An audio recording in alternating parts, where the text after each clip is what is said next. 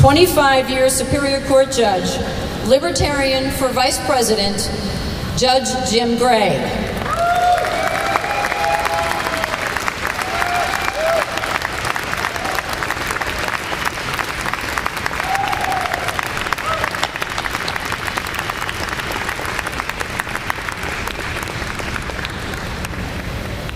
Thank you, Carla. You know, we are now bringing slowly to a close 2 truly happy, memorable, gratifying days of celebrating Dr. Ron Paul. What a fellow. What a man. What accomplishments, what success. He has actually won this election already in so many ways because he has mainstreamed this whole philosophy, approach of liberty and personal responsibility. That's this man. But let me also say, so have you. So have you, his followers, his delegates. Thanks to the Ron Paul family, thank you for what you have done. But what now? There are some who believe that the Republican Party can be reformed from within. Well, let me ask you a few questions. How many of you, as Ron Paul supporters, delegates, have faith and feel welcome in the Republican Club? How many of you feel like the rules over the past months in these elections have been fair and equitable to Ron Paul? How many of you feel that, in fact, the Republican Party has sent representatives to this weekend to celebrate Ron Paul? I haven't seen any. Have you?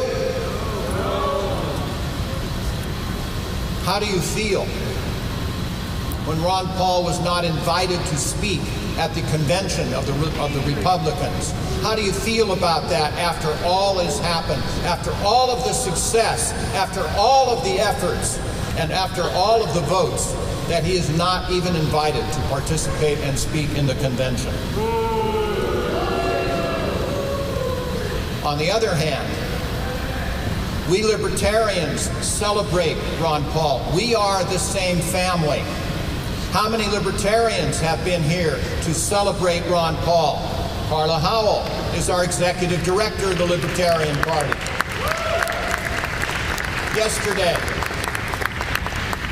the elected head of the Libertarian Party, Jeff Neal, and his wife, Nancy Neal, were here to celebrate. Yesterday, one of my true heroes, Governor Gary Johnson, the Libertarian presidential nominee, was here to celebrate Ron Paul. And so am I. You know, the governor and I will have seen each other about 3 times throughout this election campaign. Number 1 was at the Libertarian Convention when we were both nominated. Number 2 was at Freedom Fest. And number 3 is at this Ron Paul Fest. We deem it to be that important to celebrate you and this leader.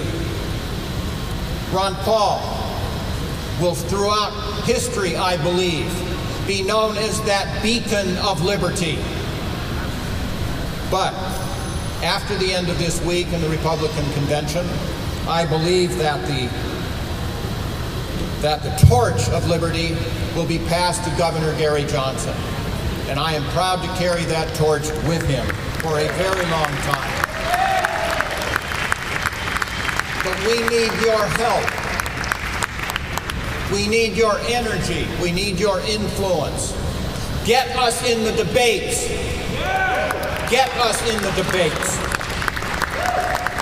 Your votes are your own. We will merit your vote once we are in the debates, but I assure you that this is something that the Republicans and Democrats and their nominees, Barack Obama and Mitt Romney, do not want to have happen, and for good reason. They will force, with Governor Gary Johnson in the debates, to speak about issues they do not want to address. What are those? They're the same. Romney and Obama are on one side. Governor Gary Johnson and Judge Jim Gray and Ron Paul are on the other. In fact, they are so together, we call them Obamney. Republicans and Democrats haven't even given us a budget in the last 3 years. Not even a budget. And are you aware? I'm sure you are. For every dollar today that the federal government spends, we are borrowing 43 cents. No household can do that. No company can do that. And let me tell you a secret. No country can either. The biggest security threat to the United States of America is a weak economy, and we're getting weaker.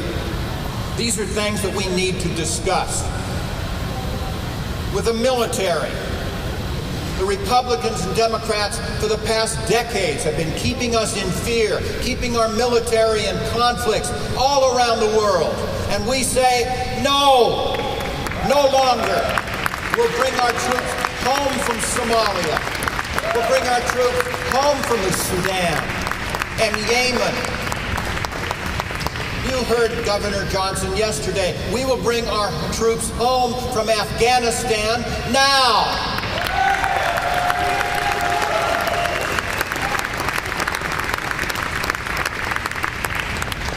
$900 to 1,000 foreign military bases that the United States of America now has in foreign countries. If they're necessary for our defense, fine, keep them, reinforce them, but they're not. Let's close those bases and bring those troops home.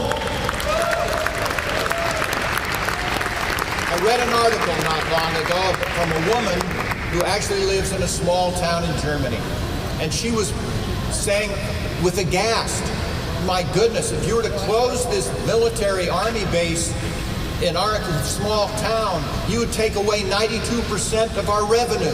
And I say, good. Let's bring those people home and spend the money in Florida, spend the money in California, Illinois. Let's spend the money in our country. Another issue they do not want to discuss, health care.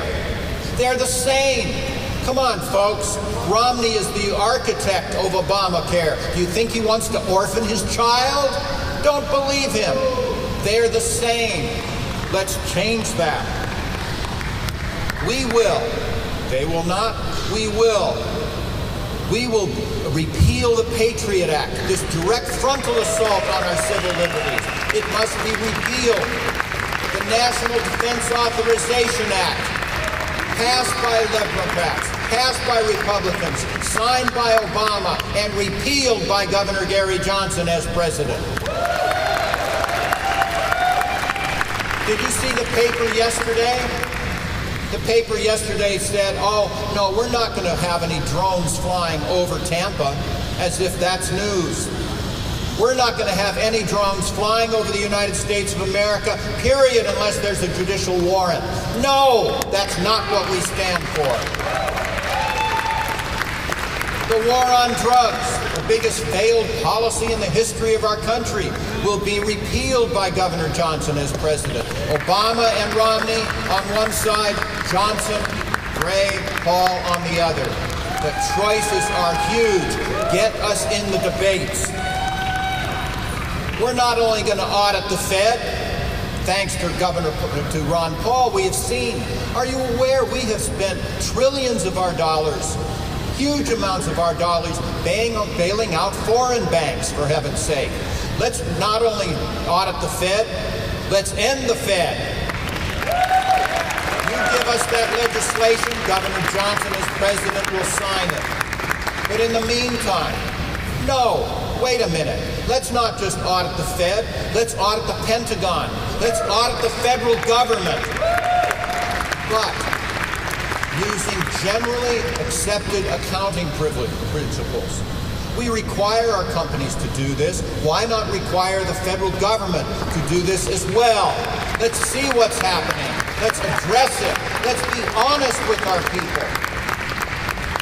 And then, when we talk about reducing spending, let's not play this smoke and mirrors stuff. Let's what I call use the Weight Watchers approach. What that means is get on the scale. Let's see how much we weigh, and then instead of saying, well, they weigh 300 pounds now, They gained 300 up to 320. We only gained 310, so we cut the budget of 10 pounds. The answer is no. Let's address issues, accountings like they are, and tell the truth to the American people. I promise you that if American people understand there's a problem, and they're beginning to really see that, and then the problem is explained to them, they're willing to share the pain. This is a time that we need to cut back. We will reduce the federal budget by 43%. Paul Ryan, Congressman Paul Ryan, this radical budget, are you kidding me? You know how long it takes him with that budget to balance the federal budget? Decades, 27 years, and that's assuming growth that may not be there. We will submit a balanced budget to Congress in 2013. We will do that.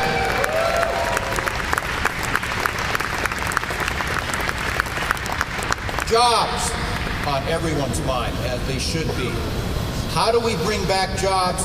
Obamney, each one of them kind of nibble at the edges. Oh, I'll give a tax break here, I'll take a tax break there. We say no. The way to bring back jobs to the United States of America is to abolish the IRS, abolish the income tax, repeal the 16th Amendment. It will do it. It's exciting. Spread the word. This is not radical. This is not radical. We're going back to our roots. Before the 16th Amendment, 1913, we had no income tax. Thomas Jefferson, James Madison would be pleased.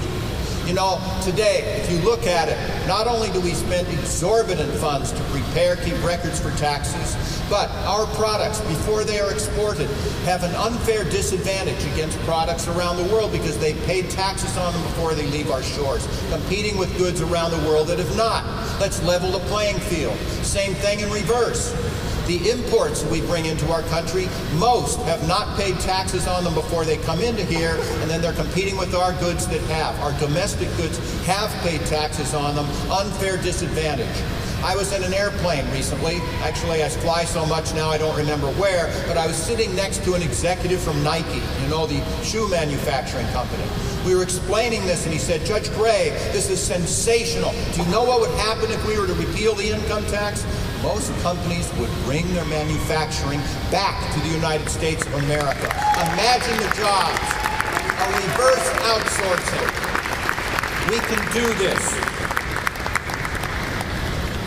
So, we see the Republicans and Democrats now spending hundreds of billions of dollars on ads, television, in the mail. And what do? Do they talk about their ideas? No, they don't have any. Do they talk about their record? They can't possibly do that. So what do they spend their money on? They show how incompetent the other one is. And you know something? We agree with both of them. Get us in the debates. I end by quoting this fellow by the name of Thomas Jefferson. Maybe you've heard of him. Wrote the Declaration of Independence, my goodness.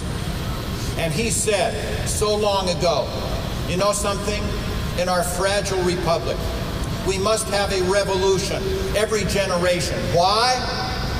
To keep those special interests from invigorating their way into power, sapping our energy and sapping our strength. My good friends,